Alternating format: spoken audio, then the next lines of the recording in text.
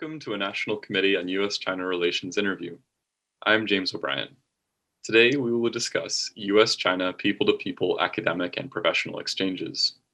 In honor of the 50th anniversary of ping-pong diplomacy and recognizing the importance of people-to-people exchange for the National Committee's work, the committee has embarked on a year of programming related to people-to-people exchange. We began with a program in April on the 50th anniversary of the U.S. ping pong team's 1971 visit to China, and we are continuing with interviews of committee alumni.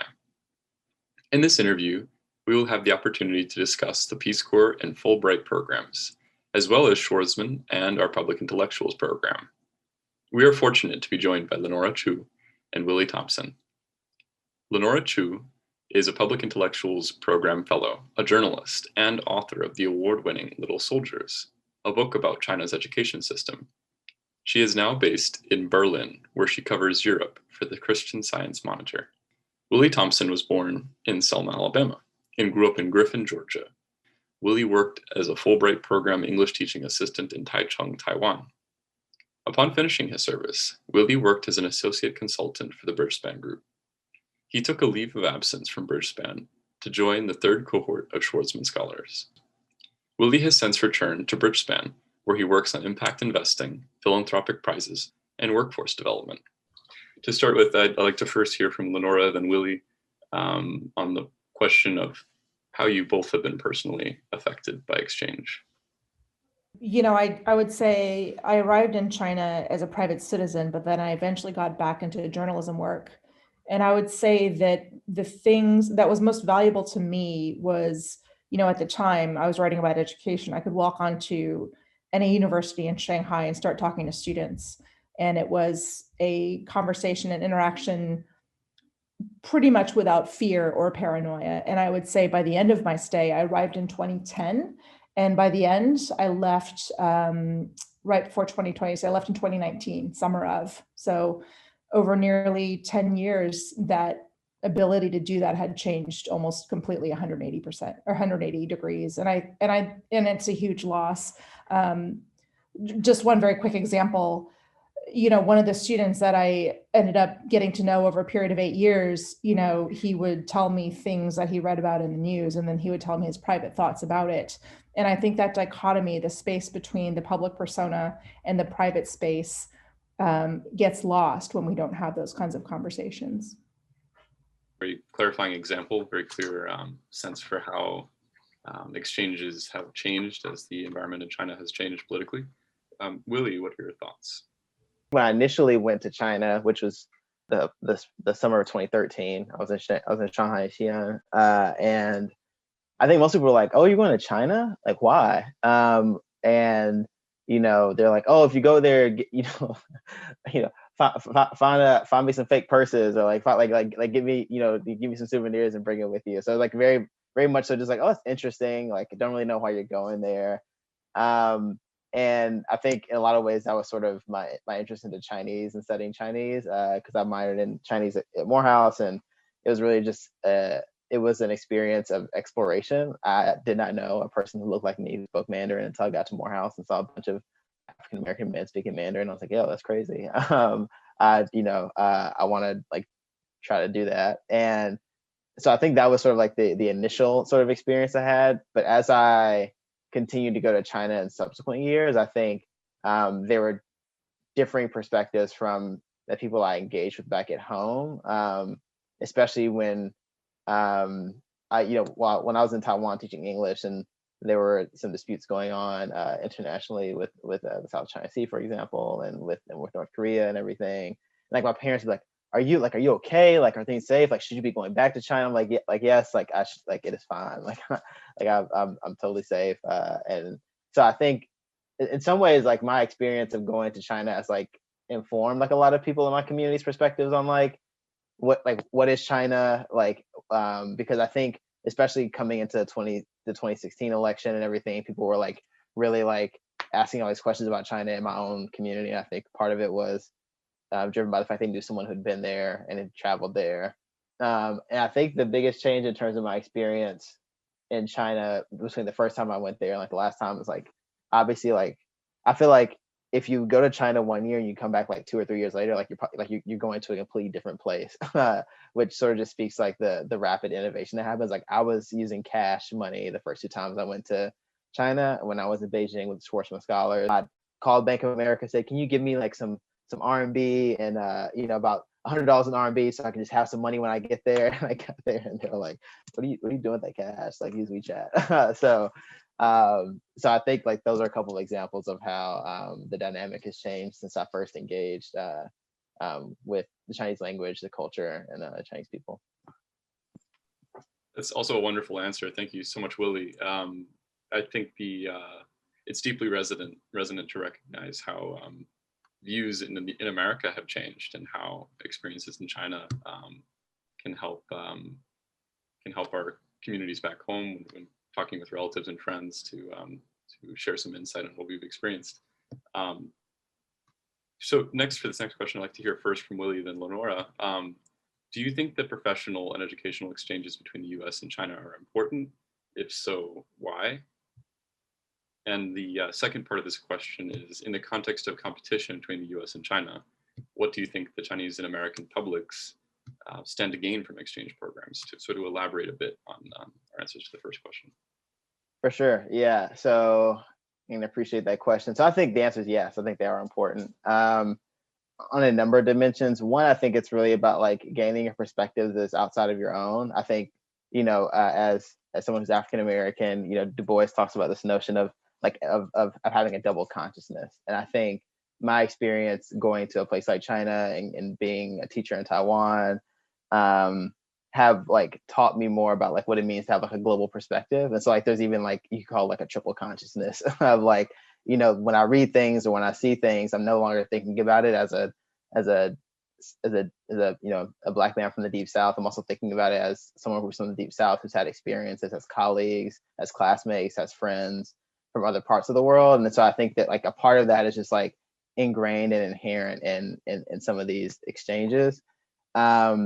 And then I also think that I'm able to like view an issue very differently because I know people who either are affected by it or people who have like a close who are in proximity to it. The notion of competition, I think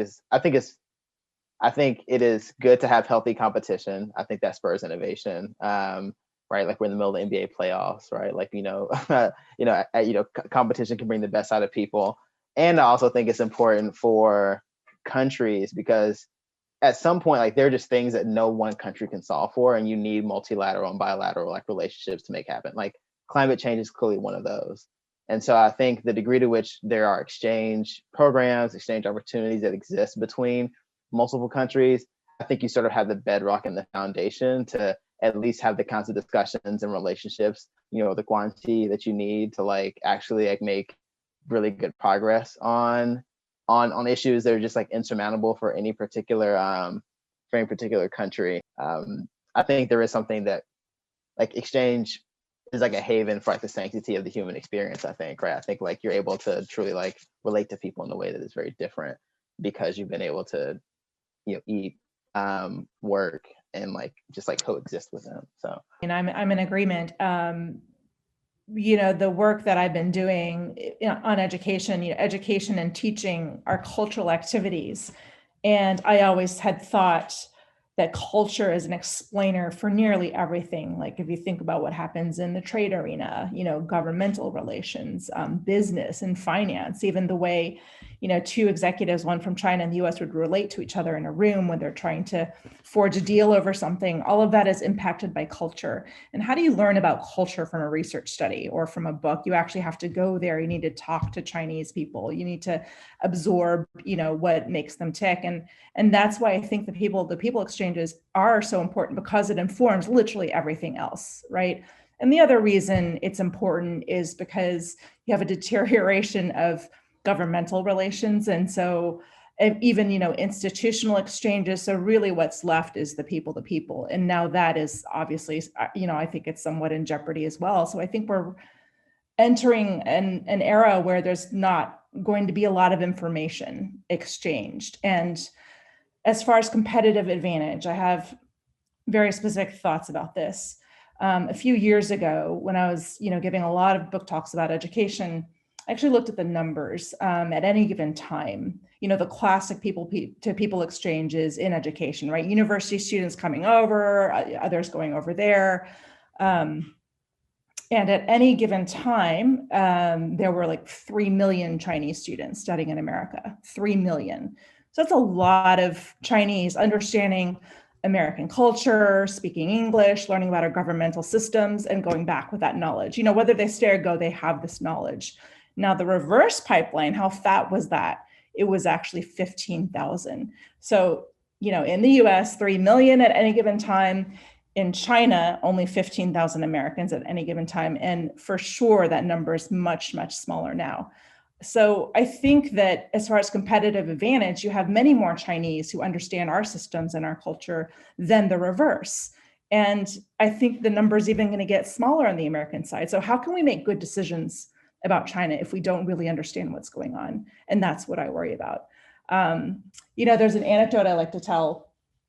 I was part of this sort of history club when I was in Shanghai. Towards the end, we would get together every month and talk about a different topic. And there was one very chatty Chinese lawyer who was head of a British firm there. And he said, Lenora, you always think that you'll be sitting at a meeting and you think you're part of the conversation, me as an American, but there's always going to be a meeting after the meeting. And not only that, where you're not part of it, and not only that, there's all these communications that go on that are not verbal. And if you don't understand those verbal communications, you're really just not part of the conversation. And that's what I mean. It's like having those people-to-people interactions. That's the only way you understand how the Chinese communicate. And I worry that a lot of that will be lost in the coming years. Absolutely. Thank you so much, Lenora. That's a really fantastic answer as well. Wanted to get a sense for whether you all think that there are downsides to exchanges. And if so, what might be some examples of those downsides? Well, the classic one is how, the US State Department doesn't allow its diplomats to stay longer than, say, 2 to 3 years in any given posting, right? You don't want to get too familiar. You don't want to get too soft. I think there's some validity in that, Other than that, I mean, if, it depends on what your goal is. If your goal is to advance the government, interests of the US government, then perhaps too much people-to-people exchange, could be detrimental. And you definitely see the Chinese feeling that way because as part of the wonderful public intellectuals program that the National Committee puts on, one of our very last trips to China, this is in January 2020, right before everything started shutting down, we were able to meet with US diplomats in Hong Kong. Do we go to Beijing as well?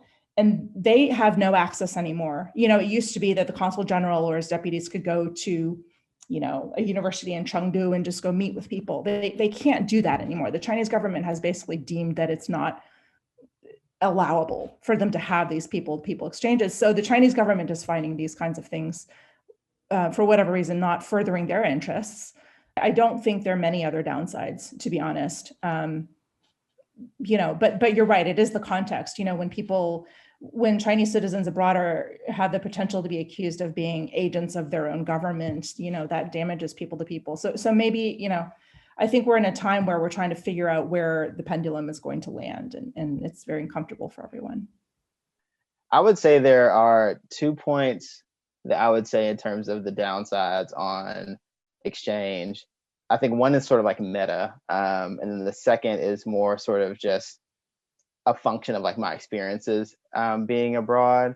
And so I think when it comes to exchange, I think in a lot of ways it actually is a privileged activity. Like I don't know if I go to China if I don't go to college and have the opportunity to like get a scholarship to go. And so I do think in some ways like there is a level of privilege in like interwoven into like exchange experiences, which I think it can be a downside because of the privilege that people have to have the opportunities to travel and see some of these countries. I think at times that means they're less likely and in times like less willing to be open-minded to learn from other people. And so I'm always just like wondering about to what degree, if any, is entitlement sort of like becoming a norm for people who continue to have like experiences with exchange. I like to think that's not the case in most instances, but I mean, I've had experiences with people who sort of like embody the notion that like doing exchange is a badge of like how learned you are as a person and how like much stature you have in the world. So the second is, I think meta, like exchange, right? We're talking about exchange, and that can feel very transactional. And I think in some ways we can have experiences with exchange that are like purely like, I need to get something from a person or from a thing, and that is why I'm building. That is the basis upon which I'm building this relationship. And I think what's more important for me personally is building lasting relationships and having something that's more holistic.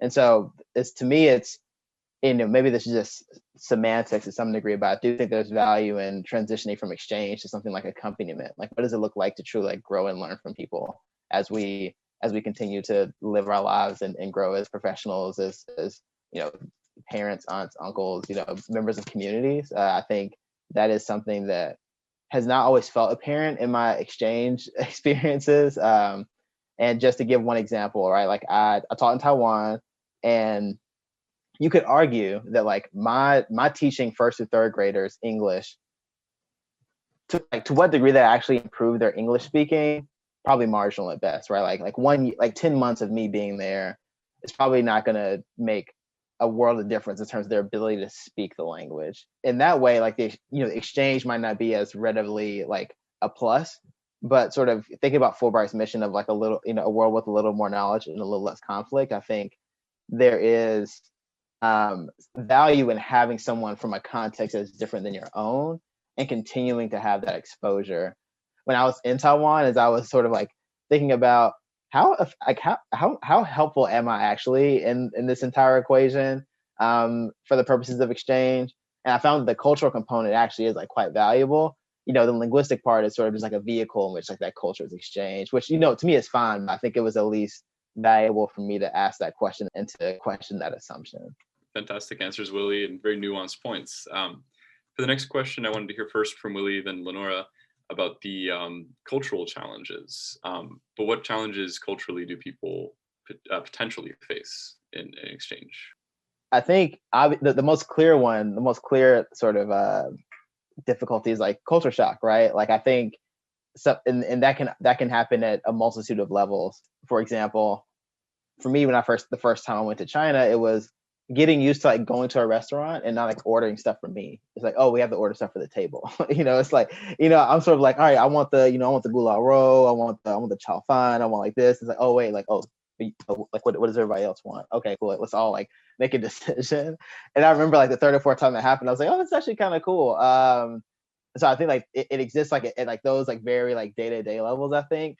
And then I also think it sort of presents challenges and just being able to understand like the nuances of a person's life.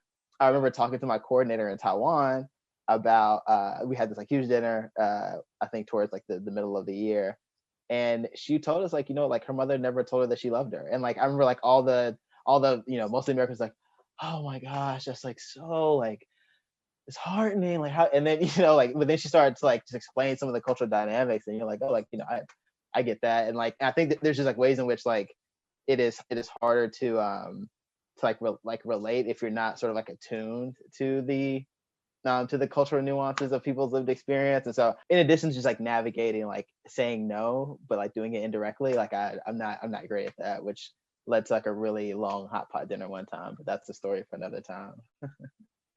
Well, Willie's stories are bringing back lots of stories for me as well. I think I really had to get used to letting, like, I have family in China, but I'm American. So in some ways it's worse because I sort of have a glimpse of the culture, but it's on steroids in China, right? We're in the motherland. But, whenever I was in Shanghai and having, dinner with relatives, just having like the oldest male relative, like order my food, like always ordered food for everyone to do. I'm like, no, but I really wanted the fish, but okay, it didn't get ordered. That was a really hard thing because, growing up in Texas, my dad, he had two very vocal daughters, and we were able to sort of bend the culture to how we saw fit.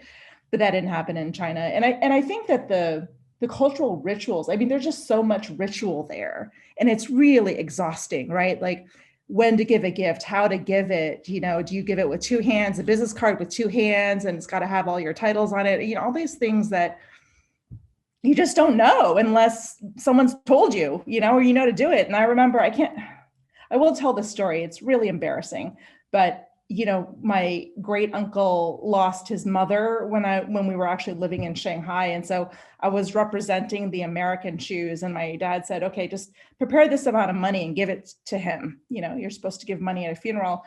And I'd never had the experience of preparing money to give to a Chinese person because my dad always did that in America. But here I was representing the family, and I put it in a hongbao. So I show up at the funeral and I give this wad of cash in a red envelope. And literally, I'll never forget. It's not a cause for celebration, right?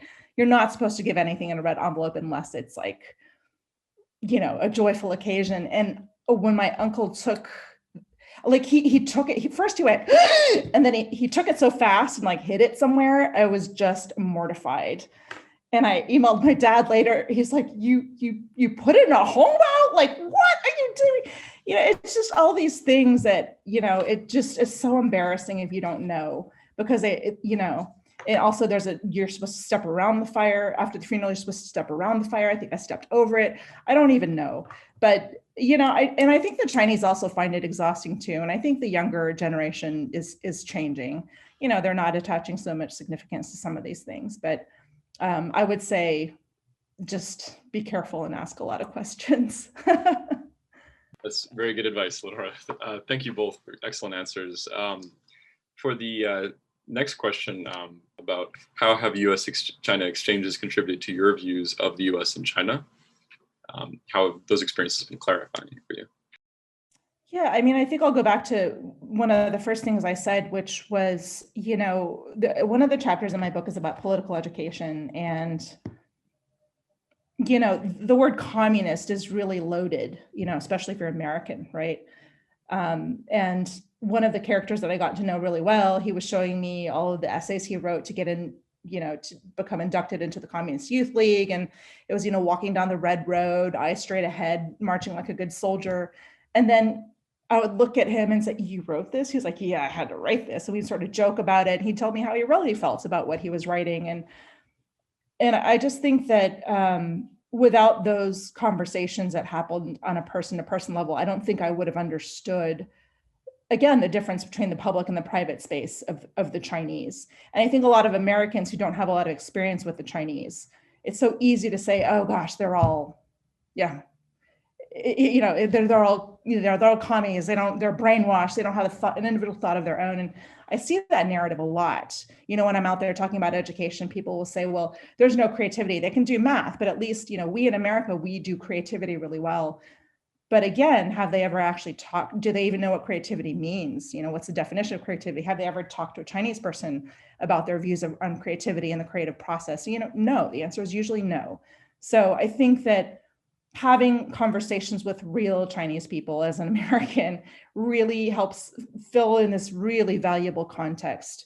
And it makes it much harder just to go to the easy narrative that's being, is pervasive in media, in DC, sometimes for good reason, but it just provides that valuable texture that you wouldn't have otherwise. Is there anything else that you wanted to share, Lenora, or a question that you had for Willie specifically about his experiences? Yeah, actually, I do. Just a very quick sort of anecdote about being Chinese American. My Shanghai cousins, they're exactly my age, and they also have 2 kids. At one point, I think I messed up something. I forgot the word for some obscure Chinese holiday. And he sort of laughed hysterically and he looked at me. He's like, ha ha ha, you don't fit anywhere. Neither China doesn't want you and neither does America. It was just like so funny to him that like I would come back to Shanghai and I would speak Chinese that was less than perfect. It just didn't make sense to him. And I was just wondering if like any interesting, if, whether people, had funny questions for you or treated you strangely and, Yeah, I definitely have had moments where people have assumed. I'll probably give 3 examples, 3 quick examples. So as James mentioned, I went to Morehouse College. It is an all-male African-American historically Black college in Atlanta. So the first time I went to China, it was like 15 Black men were walking down the Bund in Shanghai, and they literally thought we were they thought we were an NBA basketball team. Like we got to the end of the Bund, got to like this pavilion where you're like next to the river, And I kid you not, we spent an hour and a half taking photos with people who thought we were like, they thought I was like Nate Robinson. They thought like the bald guy in our group was Michael Jordan. And they were just, and I think like the moment of like of the switch, the flip in their head was like when they realized like we all spoke Chinese and like, wait, what? Huh? Like you speak Chinese? And it's like, yeah, like I'm a student just like you. Like I'm here to learn. And I know it can be frustrating for people who are experiencing that for the first time. And in a lot of ways, it's like reflective of like microaggressions that probably happen in the US. And like it's sort of like it's happening all the time, and it can create like a sense of like frustration. If I feel that like it is getting to that point with me, like I will just like disengage respectfully. I try to get too upset about it. Because I know a lot of it just comes from curiosity, and like you've only like, you know, what places have you seen people who look like me? And so that was like one. And then like the other two mostly happened like when I played basketball, and like in China they're like, I want him. And I was like, you have no idea if I'm good. No idea. I could be trash, absolute trash, and you're just picking me literally because I look like someone who plays in the NBA. And now that I have a beard, people are like, oh, like Harden. And I'm like, not James Harden. I will break ankles though if you're not playing good defense. But I mean, at this point, I just laugh at him. I mean, and maybe that's just like my personal dispensation, because I just got used to taking pictures with a lot of people, and no matter what time of the day. Yeah, so I think that's probably the experience. And the the last story I'll probably tell in this is, I think I was in Suzhou for a summer, and at 3 a.m. on a train ride from Huangshan, I kid you not, 3 a.m. airport, like the train station, like literally empty. Someone comes up to me and they're like, picture? And I was just like, yeah, come on. I was like, come on, it's 3 a.m. Just come on, get the picture so we can just go. And so it's just like, I think a lot of that can be like a lot for people to take in when they get to a new country. But it's at this point, I try to take it in good faith and use it as an opportunity to dismantle some of those stereotypes. Thank you so much, both. Really appreciate your candor. Your contributions are really invaluable. This conversation has been very enlightening. Thank you again. Appreciate your time.